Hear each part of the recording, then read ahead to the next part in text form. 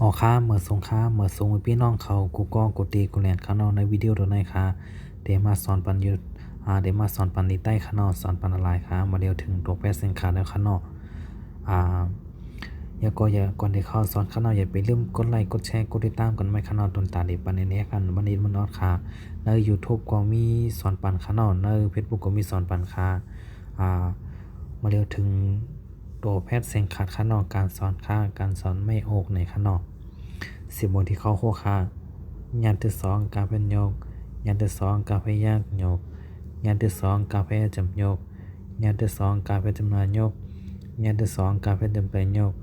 ยันที่สองการพยได้ขึ้นโยกโยกโยกโยกโยกโยกโยกข้อ7ตาที่สองการพยตกตาที่สองการพยากตกตาที่สองการพยจำตกตาที่สองการพยจำนาตกตาที่สองการพยจำเดือตกตาที่สองการพยได้ขึ้นตกตกตกตกตกตกตกข้อ8ท่าที่สองการพยทกท่าที่สองการพยากทกท่าที่สองการพยจำทกท่าที่สองการพยจำนาทกท่าที่สองการพยจำเดือทกท่าที่สองการพยได้ขึ้นทก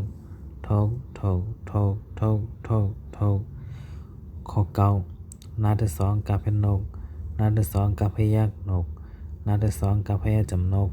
นาที่สองการพยจำนานกนาที่สองการพยจำเตือนนกนาที่สองการพยได้ขึ้นนก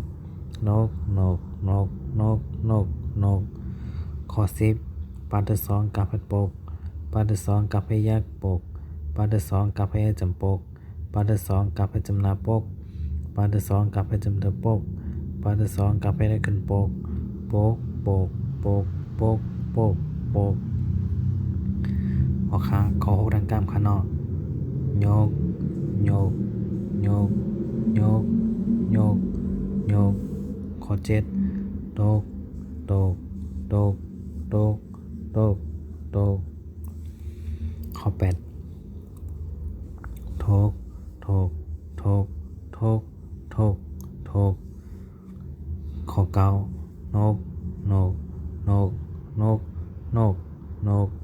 ข้อ10ปกปกปกปกปกปกหอค้าขอ6แห่งกลางพนอกโยกโยกโยกโยกโยกโยกข้อ7ตกตกตกตกตกตกข้อ8ทกทกทกทกทกทกข้อ9นกนกนกนกนกนกข้อ10ปกปกปกปกปกปก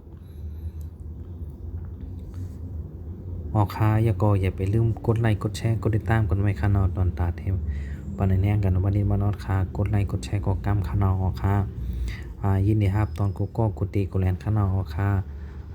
ก็สุดต้องเฮาอยู่ในเกมมันมีเงินมีคำกูก็กดตีกูแลนข้างนอกก่อนเลย